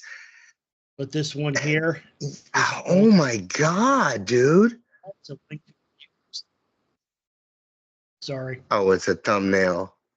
Like, if that dog is literally, that's just, that's that dude. Oh my God. Oh my God, dude. That's like the Incredible Hulk of dogs. Well, I guess why they call him Hulk. I think Hulk might be passed away now, but Hulk's been a muse of mine for a while. But that's the thing is that, okay, if you're gonna like enforce your squirrel regulations to the letter using very heavy-handed tactics, then I want dog laws enforced the same way, right? Because I don't think there are even any complaints. Well, the complaints were because, again, this guy had a big social media presence, and I guess some other wildlife rescue people got wind of it and they made the complaint. But it wasn't like, this thing was not, it wasn't terrorizing the neighborhood. It wasn't keeping neighbors awake all night. It wasn't going into surrounding farms and ranches and ripping chickens and sheep and old ladies and little kids to death, right? Again, it's a technical violation. This reminds me of a couple things too, and this came up in the comments I got on the Jax Films video. Is someone was claiming that people get injured by birds and chickens and roosters and geese and all this stuff. And it's like, first of all, maybe I guess a rooster can be kind of dangerous. It can like, hit Well, you with its spurs or whatever. But roosters, much like this squirrel, if your neighbor calls and says, my neighbor has a rooster that's crowing and waking me up at 5 a.m., they're gonna come out there immediately oh and yeah, seize that rooster and get rid of that rooster. Like, but you could have a dog or a pack of dogs barking for months and years on end, keeping you up at all times, and nothing is going to nothing's done happen. about it. Well, the thing is that's another talk about, like I said, you want to equate dogs to farm animals. Fine, let's do that. Let's level the public policy playing field. What's an important distinction between how dogs are handled in the system versus, say, roosters? Roosters are zoned out farm animals in a lot of places. That means it doesn't even have to. It's kind of like this with a squirrel. Like in my neighborhood, it's interesting. I had a neighbor with a rooster. There's a few houses up, and I was like, oh, what do I do? It wasn't really bothering me. And I guess one of the other neighbors called code enforcement because they'll do that. If you have a zoned out farm animal, they won't send a SWAT team like in full riot gear and machine guns and tear gas and shit. But somebody with code enforcement, like, look, you have to get that. That's a zoned out farm animal. It's not legal in this neighborhood. You have to remove it. It's gone. Right. And it doesn't even have to, again, it could be a victimless crime like this was. Doesn't matter. It's out of here. So it's like, yeah, let's do that let's zone dogs out of neighborhoods. I mean, you can't forget about a complaint. It could be the best behaved dog on earth. Boom, gone. Done. Now there's some public policy equity there. I can see people bash horses. It's like, look, dummies, horses are irrelevant to 98% of the population. It takes work to get access to horses. Same reason. And and horseback riding and other equestrian activities, they're an extreme sport. You can get injured doing it. But the thing is, horses aren't running, amok in neighborhoods attacking random people. It's dogs doing that. Objection. I've got to object. I've got to object here. Why you got a Okay, horse so the problem in only your way neighborhood? it's going to work, the only way it's going to work is the dog has no teeth. It has no food drive. It has no prey drive. Its sphincter is fucking sewn up. It has no voice box and has no feet. I mean, unless that exists, then they need to mutate that thing for me. Yeah. I might agree with dog culture. That's a really interesting point to make because it's like, well, particularly like the cat haters, it's like, okay, let's hold dogs and cats to the same standards without giving cats more privileges. Well, basically, that would mean you'd ban all dogs except for like toy breeds that don't bark. Like, does a dog like that even exist? It's like, no, that's what I'm saying. It's why these, because, dogs have it's emphasize it over. Dogs have way more privilege, power, and protection than anything else. Way more. If anything else were causing 5% of the problems, 1% of the problems that dogs caused, boom, gone. They're gone. Right. Is But there a actually, single animal shelter in the country that is overflowing with cats?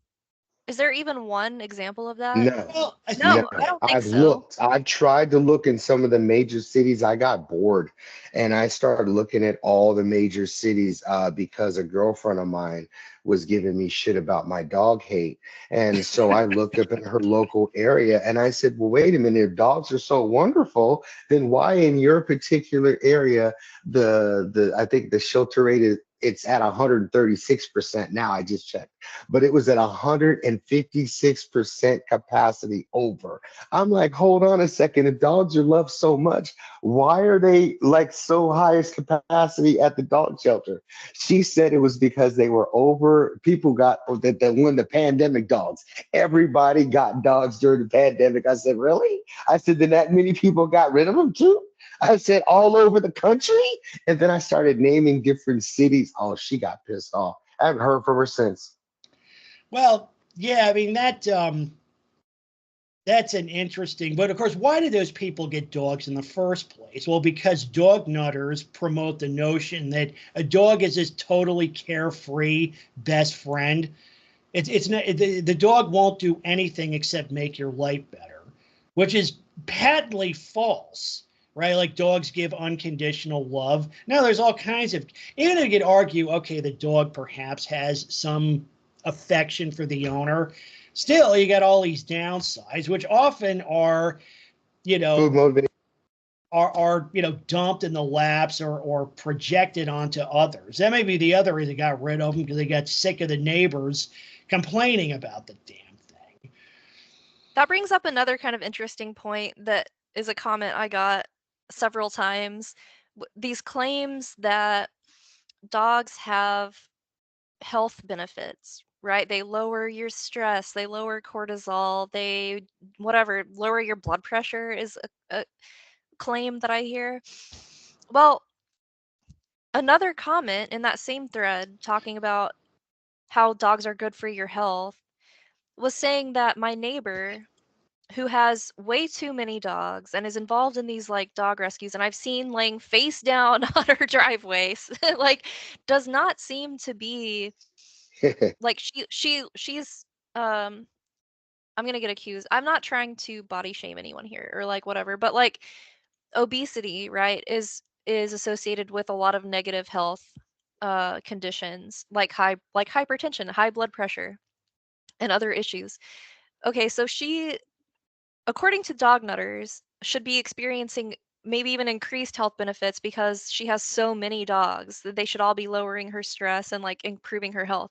She looks incredibly unhealthy. And the same comments were saying like, well, she's probably stressed trying to help with the dog problem. She's doing more to help with the dog issue than you are because she's fostering all these dogs and stuff like that. And it's like, how are both of these things true at the same time in your head? Yep. I thought dogs lower stress, but now you're telling me that she has all these dogs and she's probably stressed about it, but that's a good thing because she's helping. And I thought Right. dogs like increase your health and like promote like lower blood pressure. She doesn't look like the type of person that's got like good health markers for that sort of thing. Yeah, well, look at it this way. If the dog's maul her to death, that will lower her blood pressure. It'll drop to zero, yeah. It'll go to zero. She'll have Like, no look, blood it can't pressure. get any lower than that. It's like perfect. That was a point, because I would get that even when I was blogging. Like, don't you know that dogs lower blood pressure? I'm like, well, yeah, I know that. Like Klonda Richie, your blood pressure is now zero. Like, it can't get any lower than that, can it? Well, yeah, it lowers your. They're healthier because they go to the hospital and the doctors more because the dog's around. That's what. Yeah. Well, the thing is, a lot of these things, like, again, you take the barking, it's like those kind of, like abrupt, loud noises are terrible for your body. Well, even if you're somebody, you're like one of these, it doesn't bother me. And maybe it doesn't, maybe some of them, again, they're so oblivious, they're so tuned out to reality that maybe consciously it doesn't bother them, but it does. Those kind of abrupt, loud noises do raise cortisol levels. They raise blood pressure. All kinds, kicks off all these sort of autonomous body reactions. So like, barking dogs are a health problem for the dog owner and everybody around it. And my thing is, like, even if it is lowering the owner's blood pressure, which it's not, it's raising that of everybody around it. So they need to find a way to improve their health that doesn't degrade the health of everyone else, which is probably really a moot point, because no, it does not make them healthier. And you say, like, maybe if they find dogs like calming or soothing or whatever, not everybody does. That's the thing. Yeah, And that's even the other thing. I got comments like, "Well, I like the sound of dogs barking. When I go for walks and I hear someone literally commented this, like they claim that they like being barked at when they're out for walks You're and an idiot. they feel like the dog is talking to them, and I'm like, maybe you should get that checked out. But also like I don't like that sound. So what so how does but you like the sound of dogs barking, but I don't. But your feeling about dogs barking trumps mine? Like, I don't know, if it's just so illogical. It's hard to even, like, have a yeah. conversation with those people. Like, Well, what do first you of say to all, that? it's like the sound is bad for their body also. But you say, like I say, it's like I don't always listen to Van Halen at 2 a.m, but when I do, so do the neighbors. I mean, because hey, it's my favorite band, isn't it? Everyone else's. Yeah, Yeah, well, and I listening mean, to music it's is like, stress relieving and good for you. So everyone Yeah, should listen to Van Halen at 2 a.m. yeah. I mean, well, it's the other thing is, you should say, not to cut you off, you should say, well, you're the kind of person who'd rather have a slap across the face than a hug, too. I mean, come on. well, that's the thing is like yeah, they reserve the right to inflict their hobby on everyone else, and that's a right that's only attributed to dog owners. Going back to that what's up here, like with it, to go back to the squirrel for a few seconds. It's like because they'll argue again if you want to restrict, say, pit bull ownership, to be like, hey, you can't infringe my right to own any pet I want. Well, apparently you can because, like, this happened, for example, because again, that's a right. They're attributed all these rights, which really aren't rights. They're powers and privileges that no one else has. And that's the other thing, the whole noise pollution thing, because if you substitute dog barking with anything else, it fails. I get stress relief by standing outside with a air horn Yeah. for 30 minutes at a time, just nonstop. Oh, if my neighbors don't like it, that's their problem because it relieves my stress to like stand outside with an air horn. Actually, Oh, what no, you should relieves, do like I used to do. Oh, go ahead. oh, I was going to say, what relieves my stress is like, target shooting, right? But the thing is, I go to a range for that. Like I don't just do. Well, I wouldn't. Well, again, I'm not allowed to do it in my backyard because that's prohibited by code also. Oh, Because because of the noise. well, the noise, stray bullet issues and stuff. But it's like, hey, I like to Yeah. target shoot. How about? And it's like tell like these like, well, who is this? Like this Mac man, this Mac maniac or whatever was like posted 100 comments under your video. It's like, how about like we buy the floor to you and set up a shooting range? It'll be open 24/7. I think that's a good idea. And of course, they'll probably say, "Oh no, I'm like 5 million reasons why it's not a good idea." It's like, hey, man, you know, goes around, comes around.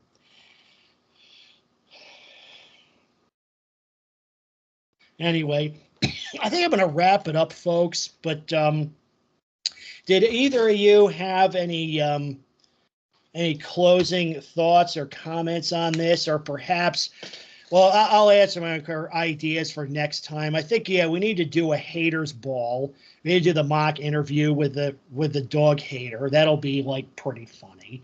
One thing I've been working on or wanting to work on is I want to get how in your YouTube channel you can have a video play automatically when somebody navigates to it. I need to produce one probably 4 or 5 minutes in length that sort of succinctly and efficiently gets across at least my worldview, which is probably shared by most of us, like all the problems indicated herein, and get that up. Because even though these VCs are great, I think for somebody it's probably a lot to digest for somebody who's not initiated into the space. In other words, we're like PhD level dog haters, right? we're like graduate level dog haters. We need something for like the newbies, right? Like we need like a dog critic or a dog culture critic 101 out there, like a primer to get people started, sort of as a stepping stone to this stuff. And I know what I want to put in, and I just can't. I just can't come up with like a good way to present it, if that makes any sense. So, but yeah, I think that's a good idea. One comment I got from Jack's Films fan that showed up on my comment section was to make a shorter video, and that's actually something I've been thinking I want to do more of, because my videos end up they always end up being like an hour long, and I don't necessarily intend for them to be that long, but there's so much to go over that I often end up making longer videos, which is something I enjoy too, because I like listening to longer videos, but I realize, like you said, not a lot of people have that attention span or interest to listen to like an hour long video. So yeah, I think making kind of shorter introductory type videos like is a good idea. Yeah, and have it play automatically when somebody goes to the channel. And keep doing this stuff also, because like the long form stuff is important also. But I think what we need something for, we need those stepping stones to the more sophisticated stuff. The other thing I want to do too is talking about solutions. And going back to our, favorite YouTuber is that, we really, what's needed is we need a formal .org to push back against this stuff, right? To get public policy, proposals in front of our legislators and executives. And as I pointed out, that stuff does work. And you're thinking, okay, why are we in this mess of shit?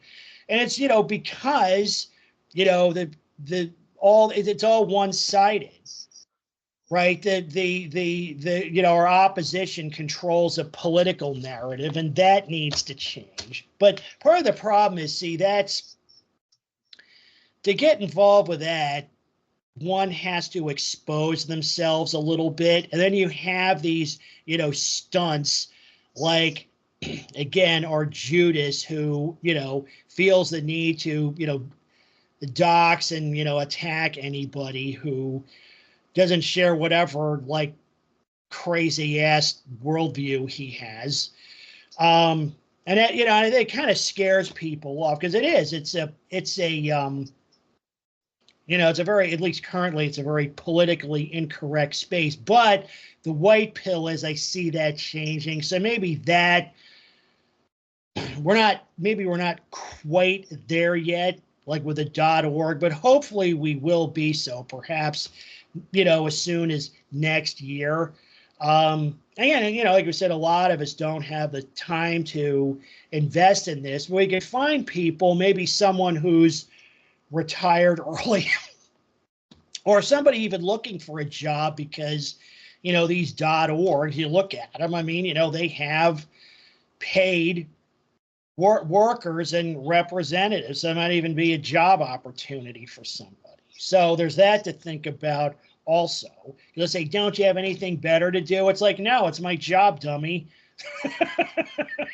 I'm just doing my job. Well, to add to the fact, I wanted to point out to you guys, with high respect, not to toot any horns. If you guys just want a little help on that, I've noticed that that's why mine gets so many traction. Like the one I have, it has like 3,800. Like I said, I'm not trying to brag or anything, but I think it's with the attention span what people have when they see the shorts, they like the shorts better. However, the better way to do it is you have your long content, put a short excerpt from smashing that Cock Films guy or whomever, and then you put that excerpt as a short, and that they want to watch the longer content they do, because people keep asking me to produce longer content, but I just don't have the time. So that's why I do the shorts. Thought. So what you're proposing is, basically create a trailer out of these, you know, like a teaser you. sort of. Yeah. It's actually, that's a great idea.